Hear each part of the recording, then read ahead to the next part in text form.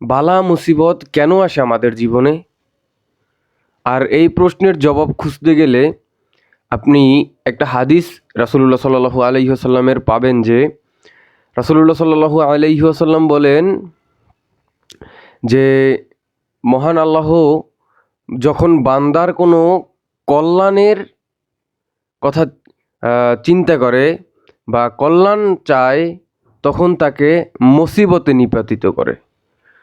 আল্লাহ রাব্বুল আলামিন যখন বান্দার কোনো কল্যাণ চায় তখন তাকে একটু মুসিবতে, তখন একটু তাকে বিপদের মধ্যে ফেলে। তো আমাদের লাইফে প্রত্যেকটা যে বিপদ আসে, আমাদের জীবনের যে প্রত্যেকটা খারাপ সময় আসে, সেই খারাপ সময়গুলো আমাদেরকে খুব সুন্দরভাবে পার করে যাওয়ার জন্য আল্লাহর উপর তাকওয়া রাখতে হবে।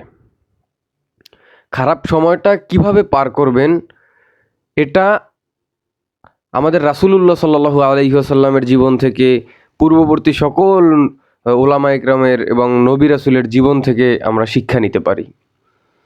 যেমন আমরা নাম্বার 1 শিক্ষা নিতে পারি হযরতে আদম আলাইহিস সালাতু ওয়াসসালাম। তাকে দুনিয়ায় পাঠানো হয়েছিল শাস্তিস্বরূপ, তাই না? জান্নাত থেকে ভুল করার কারণে দুনিয়ায় পাঠানো হয়েছিল শাস্তি দেওয়ার জন্য।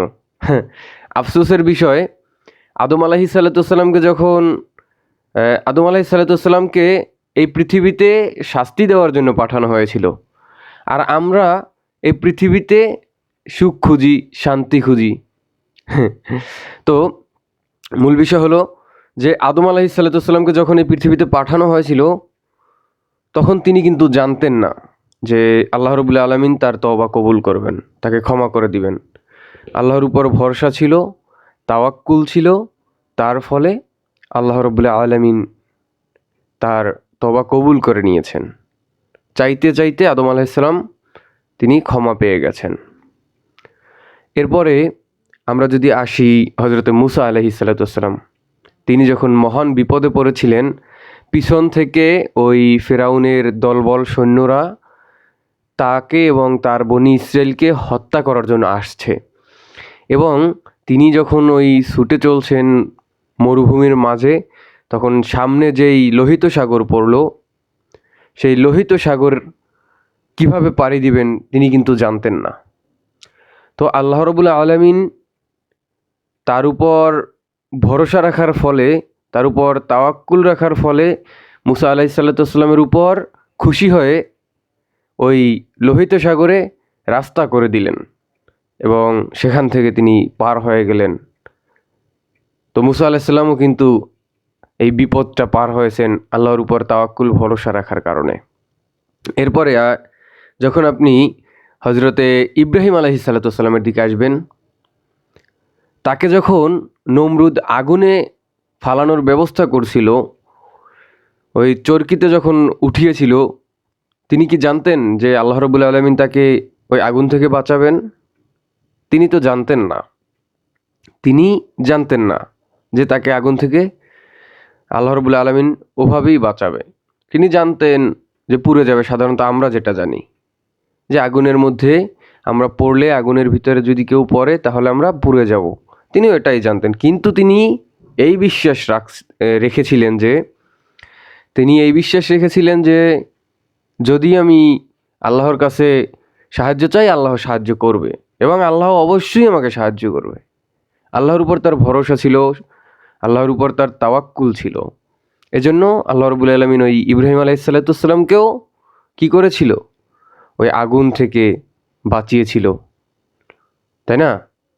এরপরে যখন আপনি আসবেন হযরতে ইউসুফ আলাইহিস সালাতু ওয়াসসালামের দিকে, হযরতে ইউসুফ আলাইহিস সালাতু ওয়াসসালাম তিনি কি জানতেন যে ওই যে ঘর থেকে দৌড় দিয়েছিল, কালকে যে লেকচারে বলেছিলাম, ঘর থেকে জুলেখার কবল থেকে নিজের চরিত্রকে হেফাজত করার জন্য ওই যে ঘর থেকে দৌড় দিয়েছিলেন, দরজাগুলো খুলে গেছিল। তিনি কি জানতেন দরজাগুলো খুলে যাবে? তিনি জানতেন না। তো আল্লাহ রাব্বুল আলামিনের উপর ভরসা ছিল, দরজাগুলো খুলে গিয়েছিল। এরপরে হযরতে ঈসা আলাইহিস সালাতু ওয়াসসালাম, তো ঈসা আলাইহিস সালাতু ওয়াসসালাম তিনিও তো জানতেন না যে আল্লাহ রাব্বুল আলামিন তাকে আসমানে উঠিয়ে নেবেন, কিন্তু তার যে আগে দুজন নবীকে ওই বনি ইসরাইল হত্যা করেছিল, বনি ইসরাইল যখন তাদেরকে হত্যা করেছিল তখন তাদেরকে আল্লাহ বাঁচায়নি, তাদেরকে শহীদের মর্যাদা দিয়েছে, উন্নত মর্যাদা দিয়েছে, সেটা অন্য বিষয়। কিন্তু ঈসা আলাইহিসসালামের আগে ইয়াহিয়া আলাইহিসসালাম, জাকারিয়া আলাইহিসসালামকে হত্যা করেছিল কিন্তু তারা। তো ঈসা আলাইহিসসালামও জানতেন যে হত্যা করবেন, কিন্তু আল্লাহর উপর ভরসা ছিল, আল্লাহর উপর তাওয়াক্কুল ছিল, আল্লাহ তাকে বাঁচিয়ে নিয়েছে, তাকে আসমানে উঠিয়ে নিয়েছে। তিনি আসবেন, শেষ জামানায় আসবেন, ওটা আমার শেষ জামানার যে লেকচারগুলো আছে সেগুলোতে জেনে নেবেন। তো এরপরে আমাদের শেষ নবী মুহাম্মদ সাল্লাল্লাহু আলাইহি ওয়াসাল্লাম, তিনি যখন ওই গুহায় ছিলেন আবু বকরকে সাথে নিয়ে রাদিয়াল্লাহু তাআলা আনহু, তখন তিনি এই গুহার আশপাশে যে কাফেররা তাকে হত্যা করার জন্য ঘুরছিল, তিনি কি জানতেন আল্লাহ রাব্বুল আলামিন তাকে বাঁচাবেন? তার শুধু আল্লাহ রাব্বুল আলামিনের উপর ভরসা ছিল, তাওয়াক্কুল ছিল। তো এভাবেই বিপদ আপদে প্রতিটা ক্ষেত্রে আল্লাহ রাব্বুল আলামিনের উপর তাওয়াক্কুল থাকলে আমরা বেঁচে যাব। সাহাবায়ে কেরাম এই বিভিন্ন সময়ে এরকমের বড় বড় বিপদ থেকে বেঁচে গেছে, যেটা ইতিহাস ঘাটলে আমরা পাই, ইতিহাস পড়লে আমরা জানতে পারি। বিভিন্ন ইতিহাস আছে। এজন্য আপনার আল্লাহর প্রতি ভালোবাসাটা থাকতে হবে। এই সম্পদ, মানুষ, এই দুনিয়া, এগুলোর প্রতি ভালোবাসা থাকলে আপনি বিপদের সময় হয়রান হয়ে যাবেন, বিপদের সময় আপনি শান্তিতে থাকতে পারবেন না, বিপদের সময় আপনি সেই বিপদটাকে সুন্দরভাবে মোকাবেলা করতে পারবেন না। দেখেন, একটা ঘটনা বলি, মনে পড়েছে যে শেখ সাদী রহেমাহুল্লাহ, শেখ সাদী রহেমাহুল্লাহর নাম শুনেছেন না সবাই? শেখ সাদী রহেমাহুল্লাহ, যিনি একটা কাফেলার সাথে ওই আরবে ঘুরছিলেন বা কোথাও গেছিলেন যাতায়াতের পথে বা আসার পথে, তাদের সাথী ছিল অনেক মানুষ, তার ভিতরে একজন খুব গরিব লোক ছিল। ওই শেখ সাদী রহেমাহুল্লাহর কাফেলার সাথে একজন গরিব লোকও ছিল, কিছু নাই, সম্পদ নাই। হঠাৎ এক বাদশাহ বা ওই আরবদের একজন ধনী ব্যক্তি ওই গরিব লোকটাকে 100 স্বর্ণমুদ্রা দিয়েছে। 100 স্বর্ণমুদ্রা অনেক মূল্যবান কিছু। তো এই সম্পদ তিনি পেয়ে তো আনন্দিত হলেন, তিনি আল্লাহর শুকরিয়া আদায় করলেন। এরপর এগোতে এগোতে ওই মরুভূমির মাঝখানে হঠাৎ করে বনি আমর গোত্রের, মরুভূমির একটা ওই আরবের একটা গোত্রের নাম, একটা গোষ্ঠীর নাম বনি আমর গোত্র, এদের কিছু সৈন্যবাহিনী অর্থাৎ ডাকাত, দস্যু ওই কাফেলাকে আক্রমণ করলো। সেই কাফেলায় শেখ সাদী রহেমাহুল্লাহ ছিলেন। তো ওই যে দস্যুরা আক্রমণ করে সমস্ত সম্পদ ওই কাফেলার তারা নিজেদের কবজায় নিয়ে চলে গেল। সাথে কিন্তু ওই গরিব লোকটার ওই 100 স্বর্ণমুদ্রাও নিয়ে গেছিল। অনেক বছর গরিব ছিলেন, হঠাৎ করে 100 স্বর্ণমুদ্রা পেলেন, তার সেই স্বর্ণমুদ্রাটাও নিয়ে গেল। আহা! তো কাফেলার সকল মানুষ নিজের সম্পদ হারিয়ে ফেলার কষ্টে, বিরহে কান্নাকাটি শুরু করে দিল। কাফেলায় পুরো কান্নাকাটির রোল পড়ে গেল। পুরো কাফেলা জুড়ে শুধু কান্নার আওয়াজ আসছে। শেখ সাদী রহেমাহুল্লাহ তিনি কি করবেন, মন খারাপ সকল মানুষের, যেখানে তিনি একা এক জায়গায় দাঁড়িয়ে থাকলেন। হঠাৎ করে তার চোখ পড়ল ওই গরিব লোকটার দিকে, যাকে 100 স্বর্ণমুদ্রা কোনো এক ধনী আরবের একজন ধনী লোক দান করেছিল। কিন্তু আফসোসের বিষয় এটা হলো, আশ্চর্য হওয়ার বিষয় এটা হলো যে ওই যে ধনী লোকের কাছ থেকে 100 স্বর্ণমুদ্রা পেল, ওই গরিব কান্নাকাটি করছে না, কোনো হয়রান না, পেরেশান না, সে ওই কাফেলার ভিতরেই খুব সুন্দরভাবে হাসি খুশিভাবে বসে আছে। শেখ সাদী রহেমাহুল্লাহ একটু এগিয়ে গেলেন তার কাছে গিয়ে জিজ্ঞেস করলেন, হে ভাই আমার, আপনি তো অনেক আনন্দিত আছেন? আপনার কি ডাকাতরা বা জলদস্যুরা কিছু নিতে পারেনি? এখন ওই যে গরিব লোক তিনি কি উত্তর দিল জানেন? তিনি উত্তর দিল, হ্যাঁ, আমার সব কিছু নিয়ে গেছে। নিয়ে গেছে তাতে কি?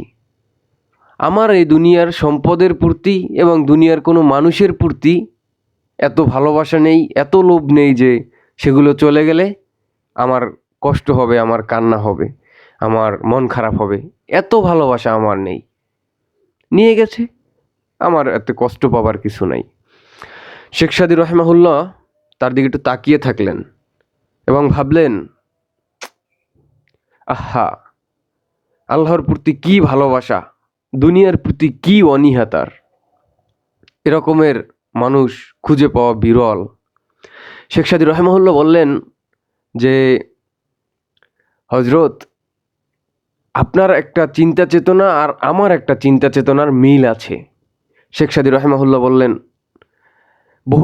বহু বছর আগে আমার একটা বন্ধু ছিল, খুব কাছের বন্ধু, আমার একটা প্রিয়জন বলা যায়, আপনজন, আমার ভালোবাসা ছিল। আমি খুব ভালোবাসতাম, খুব মহব্বত করতাম তাকে। সে খুব সুন্দর ছিল, অনেক সুন্দর তার রূপ ছিল। তার কথাবার্তা বলার কথা, তার চলা, সব কিছু আমাকে এতটা আকৃষ্ট করতো যে আমি কল্পনার বাহিরে। আমি এত পরিমাণ তার ওই কথা বলার, চলার, তার এই প্রতিটা জিনিসের মায়ায় পড়ে গেছিলাম, তার রূপের। আমি সারাক্ষণ তার সাথেই থাকতাম, আমি তার সাথে কথা বলতে ভালোবাসতাম, আমি তার সাথে বন্ধুত্ব সারা জীবন থাকুক, যুগের পর যুগ, শত সহস্র বছর থাকুক, এটাই চাইতাম। আর তার কথাগুলো আমার সব থেকে ভালো লাগতো। আফসোসের বিষয় হলো, হঠাৎ করে আমার সেই বন্ধুটা মারা যায়। হঠাৎ করে আমার সেই বন্ধুটা মারা যায়। আমি বিচ্ছেদে, বন্ধুর বিচ্ছেদে, আপনজন, ভালোবাসার মানুষের হারানোর বেদনায় খুবই শোকাহত হলাম এবং আমি কেমন যেন পাগলের মতন হয়ে গেলাম। এত ভালোবাসতাম তাকে, সেই ভালোবাসার কষ্ট, ভালোবাসার মানুষকে হারিয়ে ফেলার কষ্টটা বিরাট। তো শেখ সাদী রহমাহুল্লাহ বলেন যে তাকে যখন দাফন দেওয়া হলো, সেই দাফন দেওয়ার পরে তার কবরের ওই জায়গায় আমি অনেক দিন বসেছিলাম। আমি অনেক দিন সেই কবরের পাশে বসে কান্না করেছি, কবরের পাশেই বসা ছিলাম। তো এরপরে যখন হঠাৎ আমার একদিন মনে এলো যে আসলে এই দুনিয়া তো আমাদের না, আমাদের এই দুনিয়ায় কাজ কি, দুনিয়ায় কেন এসেছি, দুনিয়ার সব কিছুই তো ক্ষণস্থায়ী। আর দুনিয়ার মানুষকে, টাকা পয়সাকে, সম্পদকে ভালোবাসলে তো কষ্ট পেতেই হবে। সুতরাং এটা আমার করা যাবে না। আমি ওই দিন থেকে দুনিয়ার মানুষকে, টাকা পয়সাকে ভালোবাসা বন্ধ করে দিলাম। অর্থাৎ দুনিয়া আমি চাই না আর, আমি এখন চাই আমার রবকে, আমার আল্লাহকে। তো এই দিক থেকে আমি শেখ সাদী রহমাহুল্লাহ বলেন, আমি শেখ সাদী রহমাহুল্লাহ, যে আমার সাথে আপনার সাথে একটা মিল আছে। এটাই হলো আসলে যারা সত্যিকারের আল্লাহওয়ালা, সত্যিকারের আল্লাহ ভীরু মানুষ, তাদের তাকওয়া, তাদের ভালোবাসা। আর আমাদের কি, দুনিয়ার প্রতি একটু ভালোবাসা বেশি, আর আল্লাহর উপর ভরসা একটু কম। যেমন আমরা দুনিয়ায় বসে খাবারের চিন্তা, রিজিকের চিন্তা, এগুলোর পিছনের ছুটতে ছুটতে আমরা আমাদের জীবন কাটিয়ে দেই। কিন্তু রিজিকের মালিক আল্লাহ, এটা আমরা যদি সুন্দরভাবে জানি, সুন্দরভাবে এটা পালন করি এবং আল্লাহর দিনগুলোকে আল্লাহর উপর সেভাবে তাওয়াক্কুল রাখি, আল্লাহ যে কোনো এক উপায় ব্যবস্থা করেই দিবেন। এই বিলিয়ন ট্রিলিয়ন টাকার পয়সার সম্পদের দরকার আমাদের নাই। তো আপনি মারা গেলে আপনার এগুলো কি আর কাজে আসবে, কি হবে? আমি মারা গেলে আমার এই সম্পদ, এত টাকা পয়সা, এগুলো কোথায় যাবে? তো দুনিয়ার মায়া, দুনিয়ার সম্পদ, এগুলোই আমাকে কুরে কুরে খাবে। এগুলোই আমার ওই জাহান্নামের কারণ হবে। আর বিপদে আল্লাহর উপর ভরসা রাখাটাই সত্যিকারের মুমিনের দায়িত্ব হবে। এবং দুনিয়ার বিমুখতা, আল্লাহর ভালোবাসা, রাসূলের ভালোবাসা, দিন পালন করা, এই দুইটা বিষয়ই আমাদের জীবনের সফলতা এবং প্রকৃত সুখ খুঁজে দিবে। কোনো জজ, ব্যারিস্টার, এমপি, মন্ত্রী আপনাকে সাহায্য করতে পারবে না।